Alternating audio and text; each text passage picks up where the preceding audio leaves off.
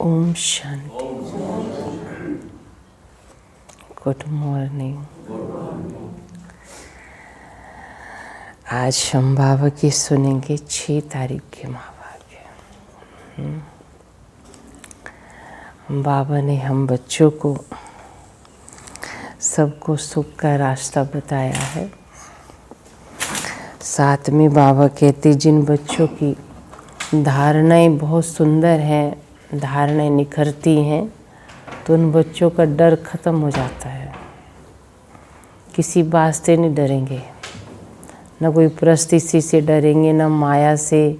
कोई भी पेपर आएगा डरेंगे नहीं। जिनकी धारणाएं है ना निखरती जाती हैं बाबा की श्रीमत अनुसार, तो अंदर कोई भय डर नहीं रहता है। तो बाबा ने कहा, मीठे बच्चे, तुम अभी गॉडली सर्विस पर हो। तुम अभी गॉडली सर्विस पर हो। तुम्हें सबको सुख का रास्ता बताना है। सुख का रास्ता बताना है।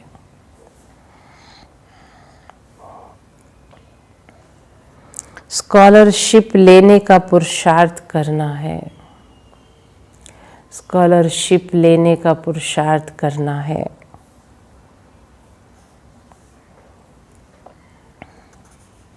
मीठे बच्चे, तुम अभी गॉडली सर्विस पर हो।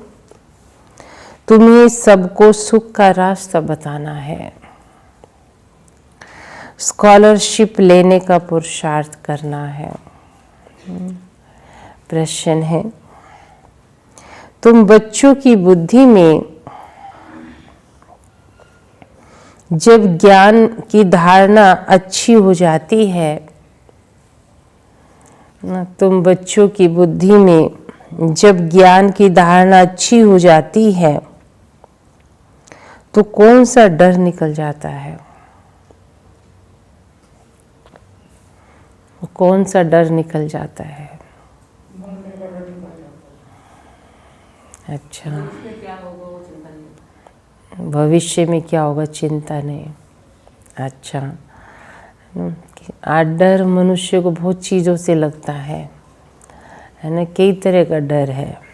कुछ छीन ना जाए मेरा डर है ना, घर से कोई चला ना जाए डर ना, मेरे को कुछ हो ना जाए डर है ना, मित्र संबंधी नाराज ना हो जाए डर कई तरह का डर है।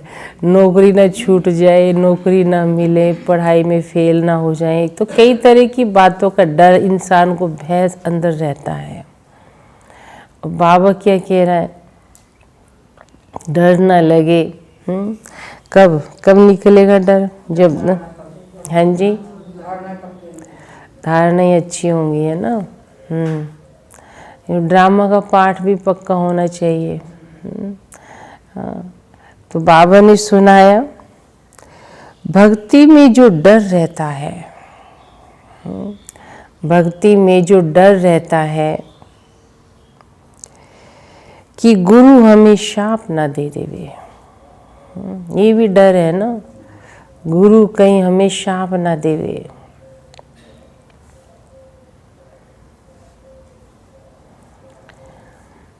ये डर ज्ञान में आने से ना, ये डर ज्ञान में आने से,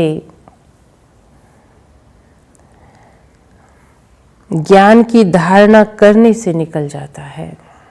ज्ञान की धारणा करने से निकल जाता है।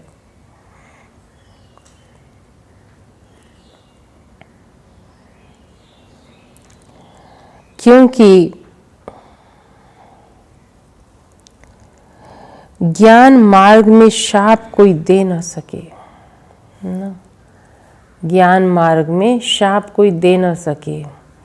कर्म का ज्ञान दिया ना बाबा ने सबको। ज्ञान मार्ग में कोई शाप दे ना सके।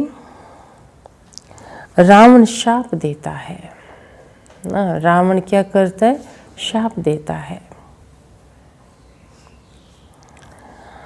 बाप वर्षा देते हैं,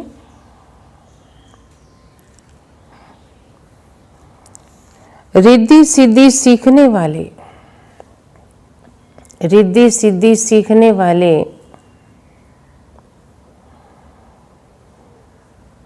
ऐसा तंग करने का व दुख देने का काम करते हैं, है ना। जो रिद्धि सिद्धि सीखते हैं, तंग करते हैं, दुख देने का काम करते हैं ना, इसीलिए रिद्धि सिद्धि बताया। ज्ञान में तो तुम बच्चे सबको सुख पहुंचाते हो ना, हम ऐसा काम नहीं कर सकते। रिद्धि सिद्धि का टोट के करना या ऊट पटांग, ये सब बाबा कहते कर्म का ज्ञान है ना, ऐसा करने से कितना मेरा और भविष्य खराब हो सकता है ना। हम अगर बाबा कहते रिद्धि सिद्धि के चक्कर में रहना ही नहीं चाहिए बच्चों को। बाबा के चक्कर में जो आ गए, चक्कर को जो समझ गए, वो ऐसा काम नहीं कर सकते। नहीं तो बाबा कहते अपने लिए ही खड्डा खोद रहे हैं ना। बिल्कुल भी ऐसे लोगों के टच में ही नहीं जाना चाहिए। इसलिए बाबा कहते हैं ऐसा दुख देने का ख्याल भी ना आए किसी को। ओम शांति। मीठी मीठी रूहानी बच्चों प्रति रूहानी बाप बैठ समझाते हैं, तुम सब पहले आत्मा हो, ये पक्का निश्चय रखो। बच्चे जानते हैं हम आत्मा परम धाम से आते हैं, यह शरीर लेकर पाठ बजाने के लिए। आत्मा ही पाठ बजाती है, मनुष्य फिर समझते हैं शरीर ही पाठ बजाता है। शरीर बड़ा है ना, दिखाई देता है, आत्मा सूक्ष्म है। अब इतनी छोटी सी आत्मा सारा खेल तो ही कर रही है ना, शरीर कुछ भी नहीं कर सकता आत्मा के बिना। ये बड़े से बड़ी भूल है शरीर समझना, जिस कारण आत्मा को कोई जानते ही नहीं। इस आवागमन में हम आत्माएं आती जाती हैं, छूट नहीं सकते हैं। इस बात को भूल जाते हैं, इसलिए बाप को आकर आत्म अभिमानी बनाना पड़ता है। ये बात कोई नहीं जानते, बाप ही समझाते हैं। आत्मा कैसे पाठ बजाती है। मनुष्य के ज्यादा से ज्यादा कितने जन्म? 84 जन्म, और कम से कम, हाँ बाबा कहते 1-2 जन्म लेते हैं कम से कम। आत्मा को पुनर्जन्म तो लेना ही है, इससे सिद्ध होता है ना। बहुत जन्म लेने वाला बहुत पुनर्जन्म लेते हैं। हाँ, कितनी बार शरीर बदले, 84 जन्म लेने वाले तो ना 84 शरीर बदले ना। थोड़े जन्म लेने वाला कम पुनर्जन्म लेता है। जैसे नाटक में कोई का शुरू से पिछाड़ी तक पाठ होता है और कोई का थोड़ा सा पाठ होता है। और जो सत्युग में आने वाली आत्मा, इनका पाठ हाँ पूरी फिल्म के अंदर है, शुरू से लेकर अंत तक ना। क्योंकि बाबते आप मेन हीरो हो। जो मेन हीरो होता है वो शुरू से अंत तक पार्ट प्ले करता है ना। तो बाबा कहते हैं मुख्य एक्टर हो ना, इसलिए मुख्य एक्टर को समझाना पड़ रहा है। ये कोई मनुष्य नहीं जानते, आत्मा अपने को ही नहीं जानती तो अपने बाप को कैसे जानेगी। आत्मा की बात है ना, बाप है आत्माओं का। कृष्ण तो आत्माओं का बाप नहीं है, कृष्ण को निराकार तो नहीं कहेंगे ना। साकार में ही उनको पहचाना जाता है। आत्मा तो सबकी है, हर एक आत्मा में अपना अपना पाठ नोंदा हुआ है ना। डिफरेंट है सबका पाठ। कई बार हम किसी के पाठ को देखकर दुखी होते रहते हैं, क्या कर सकते हो आप, उसमें रिकॉर्डिंग ही ऐसी है। आप अपना शरीर खराब कर लोगे उसकी टेंशन ले लेके, आप बीमार हो जाओगे, लेकिन वो ऐसे ही रहेगा कि ये ऐसे है ना। उसकी चिंता में करते करते टेंशन लेके बीमार होके मर गए और वो अभी तक जीवित है जिसकी चिंता में मरा हो। ऐसे भी हैं दुनिया में प्राणी जो हैं, मैंने कि वो खुद तो दुखी हैं लेकिन उनसे 2-4 और भी दुखी हैं। तो उनके कर्मों का खाता देखो कैसा है। दूसरे दुखी हो रहे हैं उसको देख के, वो खुद अपने आप में कितना दुखी होगा। तो बाबा कहते ज्ञान जो है यही सिखाता है, तुम अपना पाठ बजाओ, वो अपना पाठ बजाएगा, है ना। सब अपना अपना कर रहे, आए अकेले जाना अकेले। इस जन्म की यात्रा में मेरे साथ, अगले जन्म पता नहीं ये कहाँ मैं कहाँ। तो बेहद की बातें हमको क्या करती हैं, शक्ति देती हैं, ताकत देती हैं। हकीकत तो यही है। हर आत्मा अपना पाठ बजा रही है, ये कोई मनुष्य नहीं जानते। आत्मा अपने को ही नहीं जानती, अपने बाप को कैसे जानेगी। बाप है आत्मों का, कृष्ण तो आत्मों का बाप नहीं हो सकता ना। कृष्ण को निराकार तो नहीं कहेंगे, साकार में उनको पहचाना जाता है, साकार में पहचाना जाता है। आत्मा तो सबकी है, हर एक आत्मा में अपना अपना पाठ नूंदा हुआ है। ये बातें तुम्हारे में भी नंबरवार पुरुषार्थ अनुसार समझा सकते हैं और खुद भी समझते हैं नंबरवार। अभी तुम बच्चे जानते हो हम आत्मा ने 84 जन्म कैसे लिए। ऐसे नहीं कि आत्मा सो परमात्मा नहीं, बाप ने समझाया हम आत्मा पहले सो देवता थे, अभी हम पति तमो प्रधान बन गए हैं। अब बाबा कहते फिर तुमको सतो प्रधान बनना है, तुम सदा ऐसे नहीं रहोगे। बाप आते हैं जब सृष्टि पुरानी हो जाती है, बाप आके पुरानी को नया बनाते हैं, नई सृष्टि स्थापन करते हैं। नई दुनिया में है ही आदि सनातन देवी देवता धर्म। उन्हों के लिए कहेंगे पहले कलयुगी शुद्र धर्म वाले थे। अब प्रजापिता ब्रह्मा की मुख वंशावली बन ब्राह्मण बने हो, ब्राह्मण कुल में आते हैं। ब्राह्मण कुल की डिनाइस्टी नहीं होती, ब्राह्मण कुल कोई राजा ही नहीं करते हैं ना। पढ़ रहे हैं ना ब्राह्मण तो, है ना, ब्राह्मणों का कोई राज्य नहीं दिखाया है। इस समय भारत में ना ब्राह्मण कुल की राजाई है ना शूद्र की राजाई है। बाबा क्या कहता है, पंचायती राज्य है ना, यहाँ कोई राजा ही नहीं है। सब हर एक अपने आप ही राजा बने पड़े हैं, कोई किसी की सुनता ही नहीं है। दोनों की राजाई नहीं है, फिर उनका प्रजा का राज्य चलता है। तुम ब्राह्मणों का कोई राज्य नहीं, तुम स्टूडेंट पढ़ते हो, बाप तुमको समझाते हैं ये 84 का चक्कर कैसे फिरता है। सतयुग, त्रेता, द्वापर, कलयुग कितनी बार रिपीट हुआ है और कितनी बार होगा, चलता रहेगा। बाबा कहते इसमें आप कुछ नहीं कर सकते, ये ड्रामा है, ये ऐसे को चलने दो, चलेगा ऐसा ही है। इसमें क्यों क्या का क्वेश्चन नहीं उठाओ, है ना, अपना टाइम खराब करने वाली बात है। इस कुछ चीज़ें इंसान नहीं कर सकता कुछ भी, हम जो कर सकते हैं वही करें, पुरुषार्थ करें जो बाबा कहता है। ये चलता है, अभी संगम युग है। इस संगम युग जैसी महिमा और कोई युग की है ही नहीं। इस संगम युग की महिमा से ये सारे यादगार बने हैं, कहानियां जो भी बनी है सारी संगम युग की बनी है। ये पुरुषोत्तम संगम युग है। सतयुग से त्रेता में आते हैं, 2 कला कम होती है तो उनकी महिमा क्या करेंगे, गिरने की महिमा थोड़ी होती है। कलयुग को कहा जाता है पुरानी दुनिया। अब नई दुनिया स्थापन हो रही है जहाँ देवी देवताओं का राज्य होता है। वे पुरुषोत्तम थे, फिर कला कम होते होते कनिष्ठ शूद्र हो गए, एकदम शूद्र बुद्धि बन जाते हैं। उनको पत्थर बुद्धि भी कहा जाता है। ऐसे पत्थर बुद्धि बन जाते हैं जो जिनकी पूजा करते हैं उनकी जीवन कहानी को बिल्कुल नहीं जानते, बस अंधश्रद्धा से कर रहे हैं कि फलाने करते हैं, बड़े कर गए हम कर रहे हैं, लेकिन हम भी नहीं जानते इनकी ABC क्या है। बच्चे बाप का जीवन ना जाने तो वर्षा कैसे मिलेगा? और नशा खुमारी चढ़ ही नहीं सकती ना। अभी तुम बच्चे बाप की जीवन कहानी को जानते हो ना, उनको तुमको वर्षा मिल रहा है उनसे।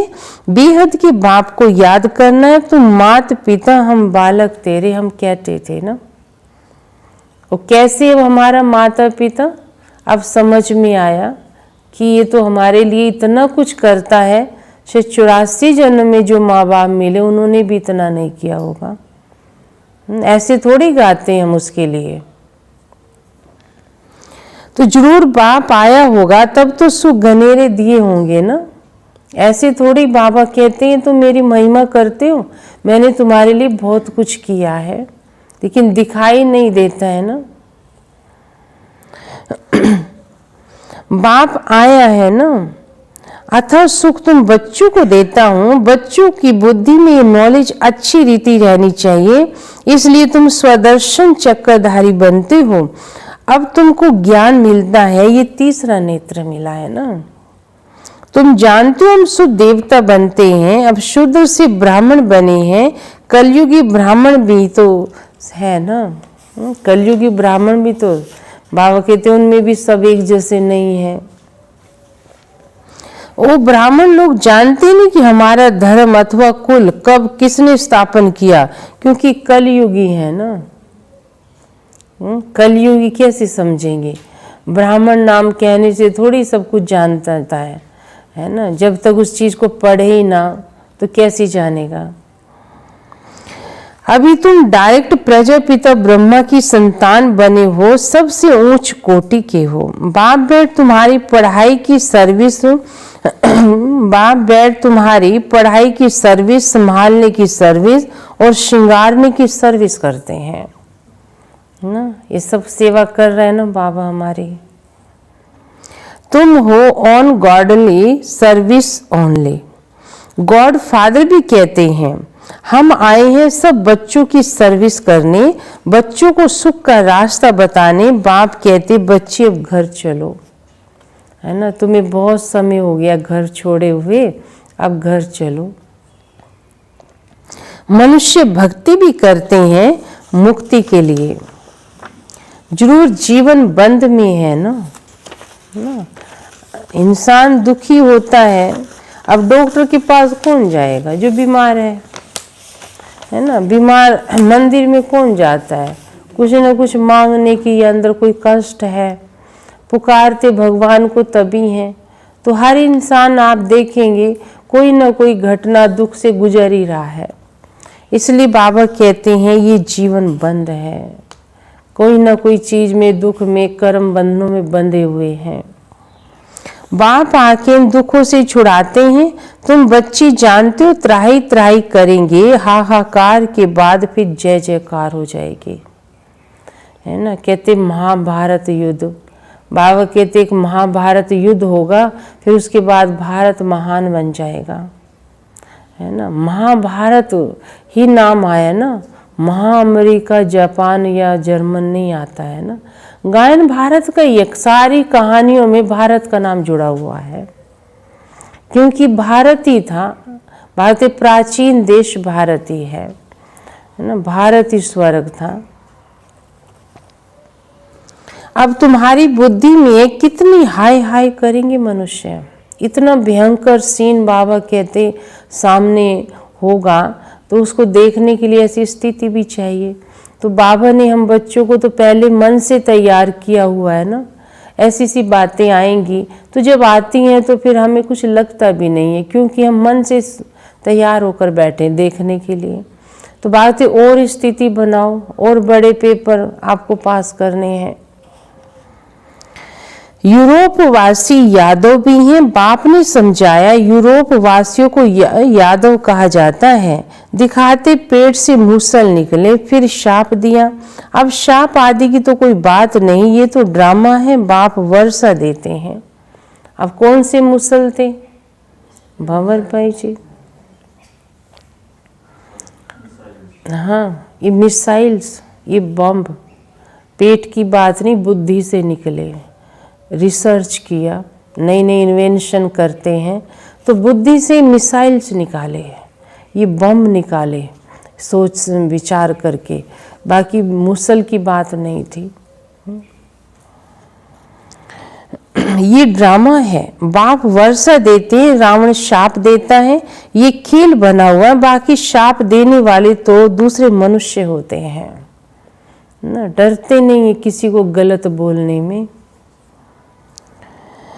उस शाप को उतारने वाले भी होते हैं। गुरु गोसाई आदि से भी मनुष्य लोग डरते हैं कि कहीं शाप न दे देवे।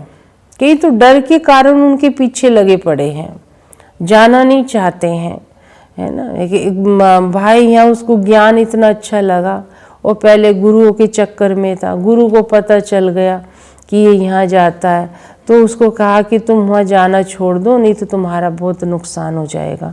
वो डर गया बेचारा, है ना, आना बंद कर दिया। क्या हो गया बताए ना, फिर आखिर बताया उसे। ज्ञान तो अंदर से अच्छा लगता था। तो ऐसे डर के अपने पीछे लगा रखा है ना, कि हम शाप दे देंगे ऐसे करेंगे तो। इसलिए बाबा कहता है क्या करेगा उनका शाप, है ना। भगवान जब आपका साथी बन गया, एक इंसान की वाणी क्या करेगी आपके लिए, भगवान की वाणी जब मेरे अंदर जा रही है तो ऐसे बाबा कहते डरो नहीं, ज्ञान है तो डर किस बात का है। हाँ, तो गुरु गोसाई आदि से भी मनुष्य लोग डरते हैं कहीं शाप न देवे। वास्तव में ज्ञान मार्ग में शाप कोई दे ना सके। ज्ञान मार्ग और भक्ति मार्ग में शाप की कोई बात ही नहीं है।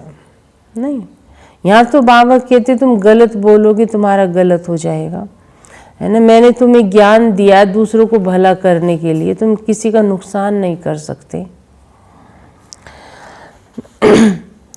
जो रिद्धि सिद्धि आदि सीखते हैं वो शाप देते हैं, लोगों को बहुत दुख व दुखी कर देते हैं। पैसे भी बहुत कमाते हैं, भगत लोग ये काम नहीं करते हैं ना। ऐसे रिद्धि सिद्धि करते बातें पैसे कमाते हैं, उससे धंधा देखो कैसे उल्टा अपनाया है। इसलिए बाबा बच्चों को मना करते बिल्कुल भी इनके चक्कर में नहीं जाना। बाबा ने ये भी समझाया है संगम के साथ पुरुषोत्तम अक्षर जरूर लिखो, त्रिमूर्ति अक्षर भी जरूर लिखना है और प्रजापिता अक्षर भी जरूरी है, क्योंकि ब्रह्मा नाम भी तो बहुतों के हैं।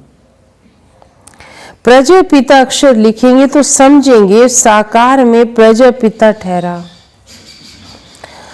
सिर्फ ब्रह्मा लिखने से सूक्ष्म वतन वाला समझ लेते हैं, कई ब्रह्मा को परम पिता मानते हैं ना। गलतियां तो बीच बीच में है ना कितनी। ब्रह्मा विष्णु शंकर को भगवान कह देते हैं। प्रजापिता कहेंगे तो समझा सकते हैं ना, प्रजापिता तो यहाँ है, सूक्ष्म वतन में कैसे हो सकता है। विष्णु को तो दिखाते ब्रह्मा की नाभि से निकला ना, विष्णु को दिखाते ब्रह्मा की नाभि से निकला। तुम बच्चों को भी अब ज्ञान मिला है, नाभि आदि की तो कोई बात ही नहीं, ये ब्रह्मा ही विष्णु बनता है और विष्णु ही ब्रह्मा बनता है। ब्रह्मा सो विष्णु, विष्णु सो ब्रह्मा कैसे बनते हैं, सारे चक्कर का ज्ञान तुम इन चित्रों पर समझा सकते हो। बिगड़ चित्र समझाने में मेहनत लगती है। अब पहले तो बच्चे को दिखाना ही पड़ता है ना, ABC को पहचान कराने के लिए, है ना, बताना पड़ेगा ना। अ के साथ आम लगा देंगे, अनार लगाएंगे, ई के साथ इमली दिखाएंगे, बच्चे को पिक्चर बुद्धि में बैठ जाता है ना, अक्षर की पहचान हो जाती है। तो ऐसे यहाँ भी बाबा के घर आता है तो आत्मा को पता, आत्मा का चित्र दिखाना पड़ेगा, है ना। परमात्मा क्या है वो चित्र दिखाना पड़ेगा ना, तो पिक्चर दिखाना पड़ता है। बिगड़ चित्र समझाने में मेहनत लगती है। ब्रह्मा सो विष्णु, विष्णु सो ब्रह्मा बनते हैं। लक्ष्मी नारायण 84 का चक्कर लगाकर फिर ब्रह्मा सरस्वती बनते हैं। बाबा ने पहले से नाम दे दिए, जब भट्टी बनी थी तो नाम दिए थे उस समय, फिर कितने चले गए। इसलिए समझाया है ब्राह्मणों की माला होती नहीं, क्योंकि ब्राह्मण है पुरुषार्थी, है ना। जो बाबा को देख के चले ना, शुरू से हमने ये देखा है इतने साल में, जिन्होंने शिव बाबा को देखा, बाबा की पढ़ाई पर अटेंशन है, अमृत वेले पर अटेंशन है, वो आज तक टिके हुए हैं। और जो आए बाबा को देखकर और फिर परिवार में बुद्धि चली गई, फलाना कैसे चलता, फलाना क्या करता, फलाना, बाबा कहते ये आज है कल नहीं रहेगा ये, क्योंकि ये मेरे से बुद्धि हट गई है इसकी। अब वो एक दूसरे को देख के चलने लगे, तो बाबा उनका खतरा रहता है। और जो बाबा को ही देख के चलो, कभी नहीं कहीं, बाबा कहते कहीं जाने वाला नहीं है, इसको उल्टा घेरो ये सीधा हो जाएगा अपने आप, निश्चय बुद्धि बच्चा है ये। तो बाबा कहते इसलिए ब्राह्मणों की माला क्यों नहीं बनती, ऐसे कच्चे कच्चे छटते रहते हैं बीच बीच में। तो बाबा बताते कभी नीचे कभी ऊपर होते रहते, ग्रहचारी बैठती है। बाबा तो जौहरी था ना, मोतियों आदि की माला कैसे बनती है, अनुभवी है। ब्राह्मणों की माला पिछाड़ी में बनती है, हम सो ब्राह्मण फिर दैवी गुण धारण कर देवता बनते हैं। फिर सीढ़ी उतरनी है, नहीं तो 84 जन्म कैसे लेंगे। 84 जन्मों के हिसाब से निकल सकते हैं ना। तुम्हारा आधा समय पूरा होता है तब दूसरे धर्म वाले ऐड होते हैं द्वापर में आकर। माला बनाने में बड़ी मेहनत लगती है, बड़ी संभाल से मोतियों को टेबल पे रखा जाता है कि कहाँ हिले नहीं, फिर सुई में डाला जाता है। तो बात एक एक बच्ची की बड़ी संभाल करनी पड़ती है मुझे। कहाँ ठीक ना बने तो माला फिर तोड़नी भी पड़ती है ना। बाबा जो है जौहरी था, है ना, माला बनाते थे, सच्चे मोतियों की माला बनती थी। तो बाबा मिसाल दे के बता रहे हैं, तो ऐसे तुम बच्ची भी मोती हो, है ना। इस याद की यात्रा में, इस संगम युग पर देवताई बाबा के तो तुम्हारी माला बन रही है ना। तो बड़ा संभाल करनी पड़ती है, ये बहुत बड़ी माला है। तुम बच्ची जानते हो हम पढ़ते हैं नई दुनिया के लिए।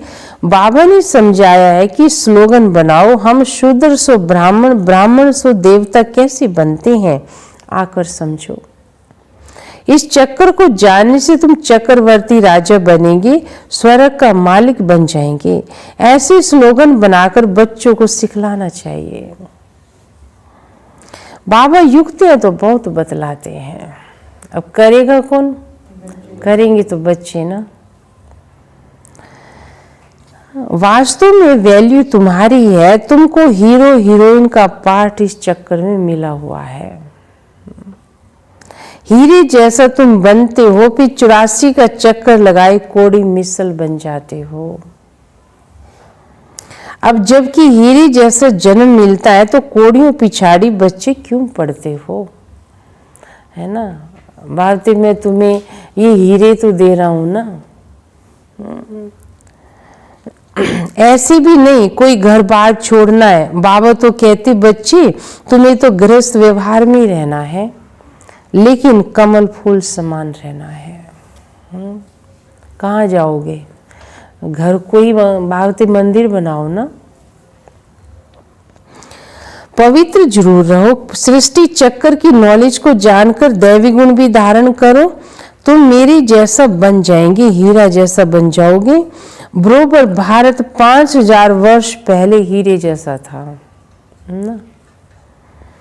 ये एम ऑब्जेक्ट है। इस चित्र को व लक्ष्मी नारायण के बहुत महत्व देना चाहिए, है ना। बाबा ने ये चित्र बनवाया लक्ष्मी नारायण का, बाबा कहते इसको बहुत महत्व है। क्यों, एम ऑब्जेक्ट है तुम्हारा सबका, ये ऐसा बनना है सभी को ना। इसको देखते रहो और देखते रहो इनमें क्या है जो मेरे में अभी नहीं आया, है ना। आज मेरे में ये गुण है, कल इतने थे आज इतने हो गए हैं, इनके अंदर क्या छलकता है जो मुझे भी भरना है अपने अंदर। तुम बच्चों को बहुत सर्विस करनी है प्रदर्शनी म्यूजियम में। विहंग मार्ग की सर्विस बिगड़ तुम प्रजा कैसे बनाओगे। सेवा तो बाबा कहते कुछ ना कुछ होती रहनी चाहिए, है ना। कहीं सेवाधारी तो कहीं ना कहीं रास्ता निकाल ही लेते हैं, कुछ तो करेंगे ही। वह इस ज्ञान को सुनते भी हैं, परंतु उच्च पद कोई विरले पाते हैं। उनके लिए कहा जाता है कोटों में कोई स्कॉलरशिप भी कोई लेते हैं ना, सब तो नहीं लेते। 40-50 बच्चे स्कूल में होते हैं, उनमें से एक स्कॉलरशिप लेता है। अब जरूर अटेंशन दिया ना, पढ़ाई तो सारे ही पढ़ रहे थे और टीचर सबको ही पढ़ा रहा था, लेकिन एक ने अटेंशन दिया। कोई थोड़ा प्लस में आ जाता है तो उनको भी दे देते हैं।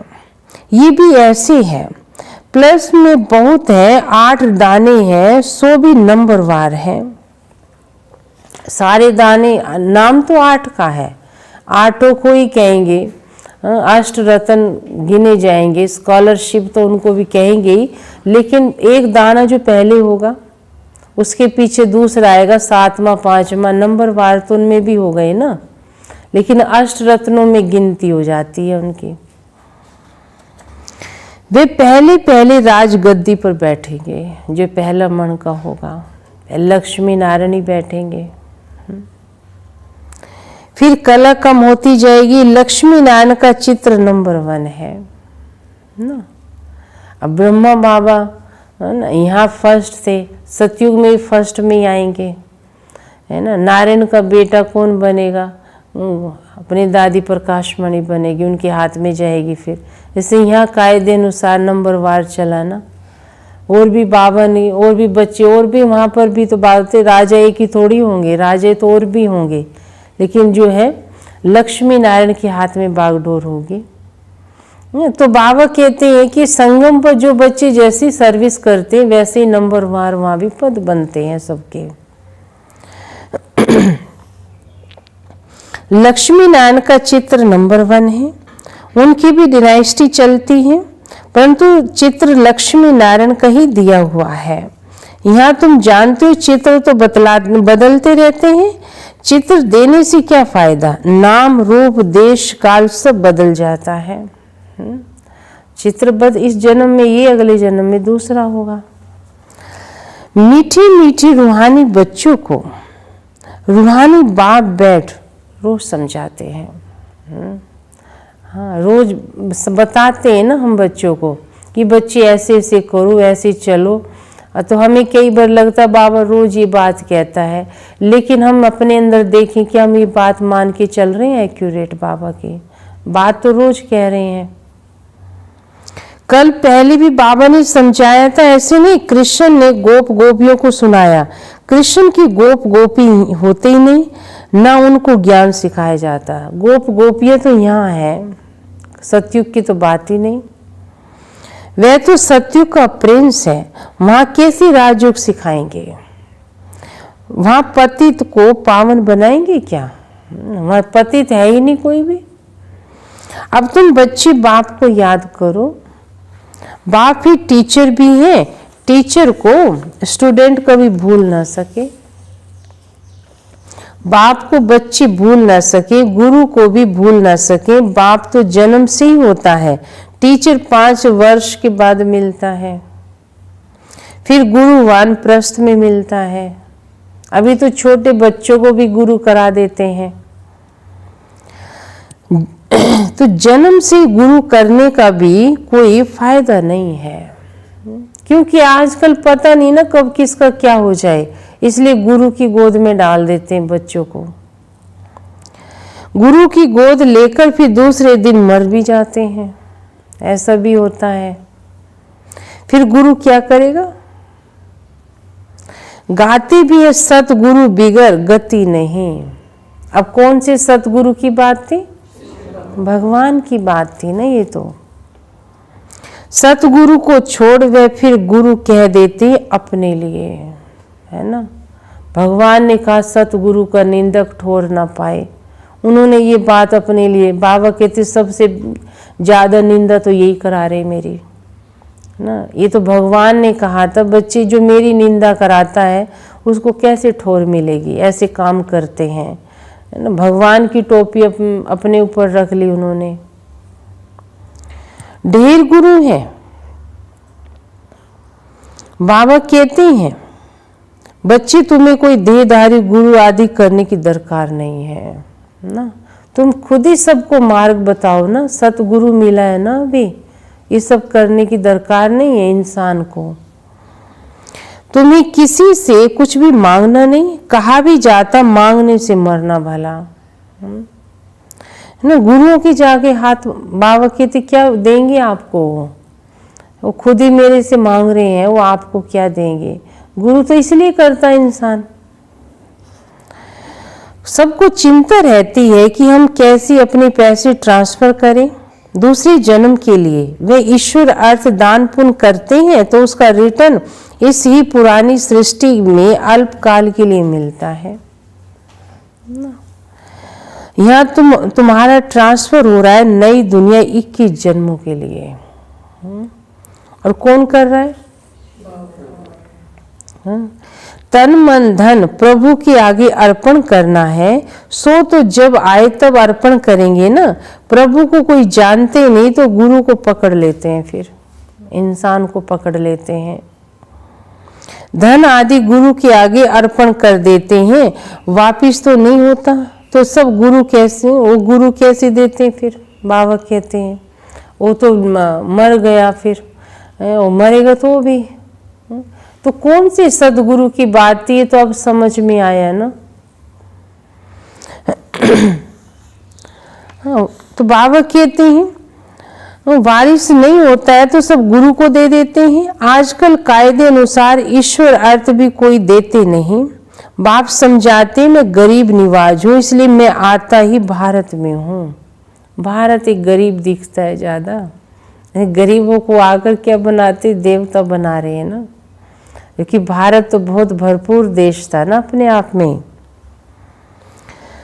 तुमको आकर विश्व का मालिक बनाता हूँ। डायरेक्ट और इनडायरेक्ट में कितना फर्क है। वो जानती कुछ भी नहीं, सिर्फ कह देती हम ईश्वर अर्पण करते हैं। है सब बेसमझी, सब क्या कर रहे, बेसमझी से। तुम बच्चों को समझ मिलती है, तुम बेसमझ से समझदार बनते हो। बुद्धि में ज्ञान है। बाप तो कमाल करते हैं, जरूर बेहद के बाप से बेहद का वर्षा मिलना चाहिए ना। बाप से तुम वर्षा लेते हो सिर्फ दादा द्वारा। दादा भी उनसे वर्षा ले रहा है, ब्रह्मा बाबा भी। वर्षा देने वाला तो एक ही है, शिव बाबा। उनको याद करना। बाप कहते बच्चे मैं इनके बहुत जन्मों के अंत में आता हूँ, इनमें प्रवेश कर इनको भी पावन बनाता हूँ ना, ब्रह्मा बाबा को, जो फिर फरिश्ता बन जाते हैं। बैच पर तुम बहुत सर्विस अच्छी कर सकते हो, है ना। बाबा बैच बीच में याद कराता है। अब हम लगाते हैं, हमें भूल ही जाता, हमने बैच लगा रखा है। दूसरों की नज़र पहले हमसे पहले चेहरे को देख बैच पे जाती है ना। पहले बैच देखते हैं ये क्या है, संकल्प तो चलता है ना उनको, कई पूछ भी लेते हैं। तो बाबा कहते हैं बैच पे अच्छी सर्विस कर सकते हो। तुम्हारा ये सब अर्थ सहित बैच बने हुए हैं। ये तो जिए दान देने वाला चित्र है, इसकी वैल्यू का किसको पता ही नहीं है। भले बाबा के घर में 20-30 का मिलता हो, लेकिन बाबा कहते इसकी वैल्यू बहुत है, ज्ञान बहुत है इस बैच के अंदर। ज्ञान को देखो आप, है ना, चीज को मत देखो। तुम्हारा ये सब अर्थ सहित है, इसकी वैल्यू किसी को पता ही नहीं। और बाबा को हमेशा बड़ी चीज पसंद आती है, जो कोई भी दूर से पढ़ सके। अब बड़ा सा बैच तो नहीं अच्छा लगेगा ना फिर भी कोशिश करके कई बड़े बड़े भी बने हैं। अब सबसे बड़ा तो टीचर बैच ही होता है ना, बहनों के तो बड़े बड़े बैच होते हैं। अच्छा मीठे मीठे सिकी लदे बच्चों प्रति माता पिता बाप दादा का याद प्यार और गुड मॉर्निंग। रूहानी बाप के रूहानी बच्चों को नमस्ते। हम रूहानी बच्चों के दादा को याद प्यार गुड मॉर्निंग और नमस्ते। अच्छा धारणा के लिए मुख्य सार है पहला है बाप से बेहद का वर्षा लेने के लिए ना, बेहद, बाप से बेहद का वर्षा लेने के लिए डायरेक्ट अपना तन मन धन ना, डायरेक्ट अपना तन मन धन ईश्वर के अर्पण करने में, ईश्वर के आगे अर्पण करने में समझदार बनना है, समझदार बनना है।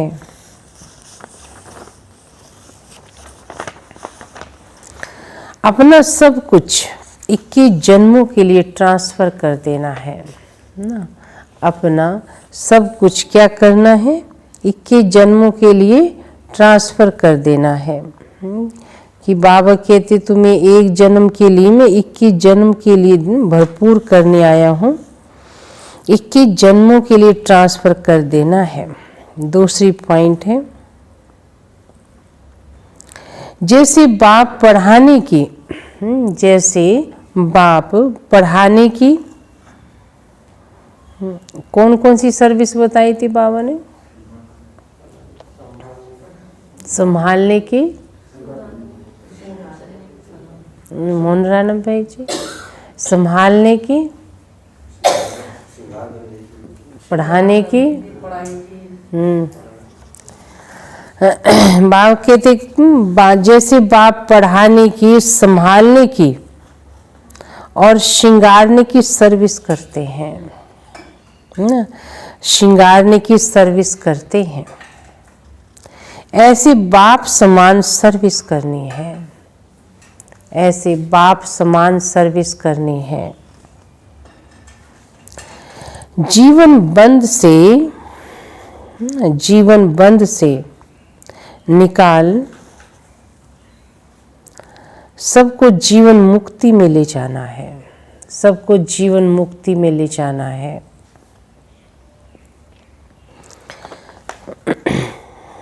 ऐसे बाप समान सर्विस करनी है, जीवन बंध से निकाल सबको जीवन मुक्ति में ले जाना है ना। बाबा ये 3 सर्विस बताई ना, पढ़ाने की, संभालने की और श्रृंगारने की।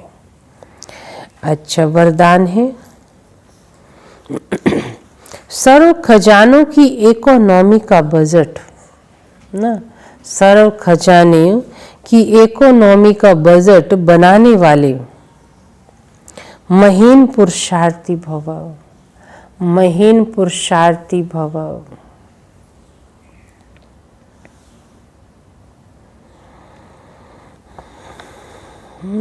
पुरुषार्थी भी कौन से? महीन। जैसे लौकिक रीति में इकोनॉमी वाला घर ना हो तो ठीक रीति से चल नहीं सकता, जिनको बचत करना ही नहीं आता हो, है ना, यानी कि समझ सकते हैं तो ठीक नहीं चलता है वो परिवार वो घर। ऐसे यदि निमित्त बने हुए बच्चे इकोनॉमी वाले नहीं है तो सेंटर भी ठीक नहीं चल सकता।